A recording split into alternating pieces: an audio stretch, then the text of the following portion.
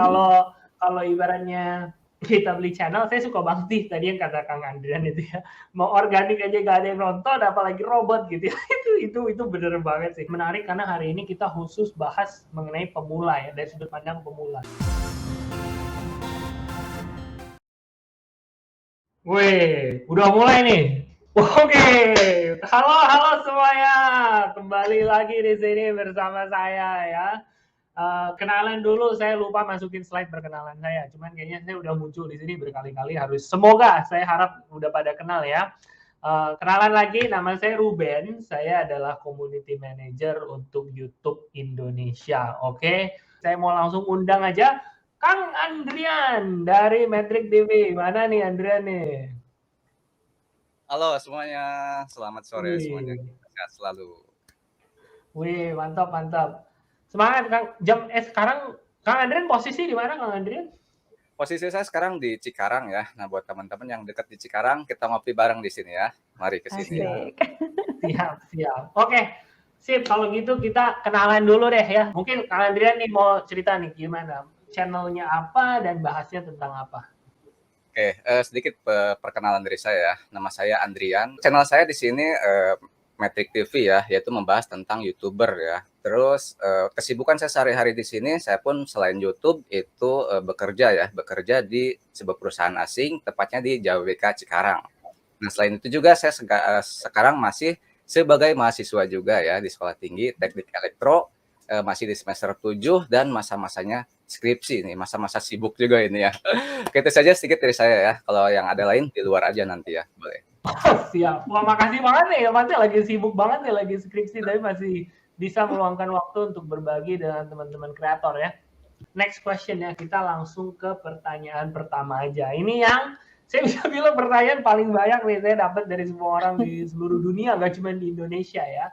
Jadi pertanyaannya, Andrea nih kan sebagai konten kreator yang bisa saya bilang cukup pemula juga gitu ya. Sekarang subscribernya sekitar 6.000 ya, keren banget tuh. Tapi sebelum bisa monetisasi gitu ya dan bisa menghasilkan dari YouTube, itu dari awal bikin channel gitu ya dan dari awal bikin video konten, itu niatnya emang untuk monetisasi apa gimana tuh ceritanya? Kalau Kang Andrian gimana Kang? Saya anggap monetisasi itu buat bonus saja ya. Nah, Iya. buat saya itu ada 3 hal intinya ya. Nah, ini mungkin penting buat teman-teman itu juga. 3 hal itu antaranya hobi, history, dan study. Nah, hobi, karena pekerjaan saya di perusahaan atau perusahaan tempat saya kerja ya, itu tentang analisa data produksi. Ketika saya masuk ke YouTube ini, saya masuk analitik data YouTube, nggak jauh beda sama pekerjaan yang hobi setiap hari saya lakukan. Yang kedua, history. Di setiap video saya kan ada tuh wajah saya. Nah, itu intinya saya buat cerita-cerita kalau saya punya anak dan cucu nanti. Contoh, ini loh abah waktu Asik. muda. Yang ketiga, study ya. Nah, study. Mungkin teman-teman lihat video pertama saya, walaupun jam terbang saya tentang presentasi ada yang di tempat kerja. Tetapi kalau kita presentasi di depan kamera, rasanya beda loh. Lihat aja ya, konten pertama saya di pertama itu mungkin agak gimana gitu. Nah, dari situ kita bisa study, hobi, history, study. Itu sangat penting mungkin. Terima kasih Kang Ruben. Siap Kang. Ini kalau saya boleh tanya nih ya, karena saya bisa dibilang setiap kali saya ngomong sama kreator tuh, wah kayak visi misinya jelas nih gitu ya. Kalau Kang Andrian tuh jelas nih punya 3 nih, 1, 2, 3.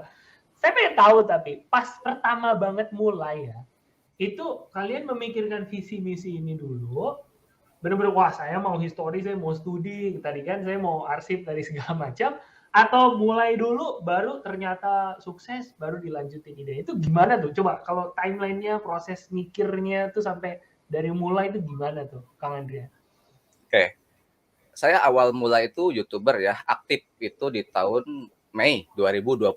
Itu ketika masa-masa pandemi, kerja libur. Karena setiap hari saya kan di kerjaan analisa tadi ya. Nah, saya nggak ada kerjaan. Ketika saya buka YouTube itu, ternyata ada juga tuh analitik. Nah, jadi pertama masuk ke YouTube ini, ya karena itu. Dan juga yang paling gokil, ini paling gokil, bener-bener gokil. Coba kalian lihat konten pertama di Metric TV. Subscribe masih 0, video masih 0, semuanya masih 0. Tetapi Metric TV udah berani. Bagaimana caranya menjadi YouTuber sukses? Kebayang nggak?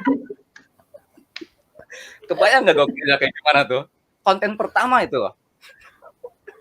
Belum ada subscriber, belum Betul. ada penonton, belum ada view. Iya, Konten pertama cara sukses di YouTube ya. betul. Itu Gak jadi apa-apa kan? Hebat. Memang banget. motivasi memang adalah doa juga kan. Nah, mungkin kalau next question nih, kita lanjut dulu nih ya. Ini masalah yang banyak ditanyain sama teman-teman juga nih. Selama bikin konten gitu ya, selama punya channel, pernah kena masalah nggak sih? Mau hak cipta atau pedoman komunitas gitu? Pernah kena nggak? Kang Andrea nih, muka-mukanya dari senyum-senyumnya kayaknya pernah kena nih. Pernah banget, Kak. Apa tuh? Sebelum punya Metric TV ini, saya kan punya channel dari tahun 2014-an gitu ya. Nah, ketika di bulan Februari 2020, itu kan mulai libur gitu. Saya mulailah di konten yang lama itu, di channel yang lama. Nggak tahu tentang aturan YouTube. Saya upload film-film Korea atau film-film yang lainnya tuh. Nggak tahunya pas bulan April, besoknya hilang.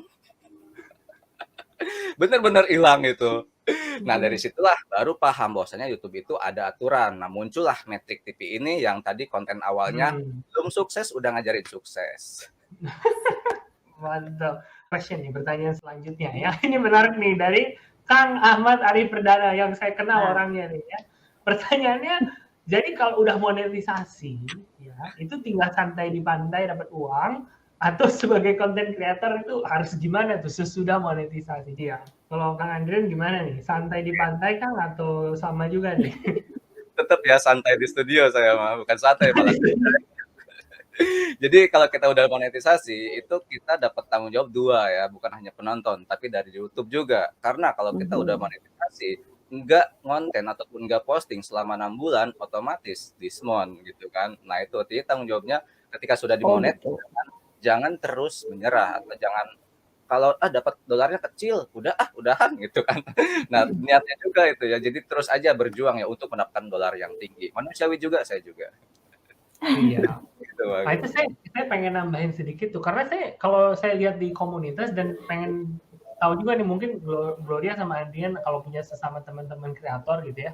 Cuman saya kalau ngobrol-ngobrol sama kreator pemula atau yang baru gitu ya, atau kalau misalnya saya lagi ngobrolin sama tim support saya yang baru ngobrol-ngobrol sama kreator, itu tuh seolah-olah mereka tuh pencapaian tertinggi di dunia itu monetisasi gitu. Makanya segala cara dihalalkan gitu ya.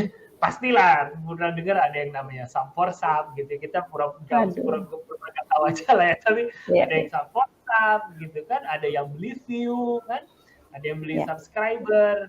Seolah-olah merasa kalau udah monetisasi itu udah macam mata halilintar gitu penghasilannya gitu kan. Ibaratnya sudah monetisasi itu langsung jadi kaya raya gitu ya. Dan makanya ada muncul pertanyaan gimana sih caranya, dan saya yang kasihan banyak orang yang beli channel gitu kan. Wah, ini channel sudah jasa beli channel sudah monetisasi 15 juta gitu.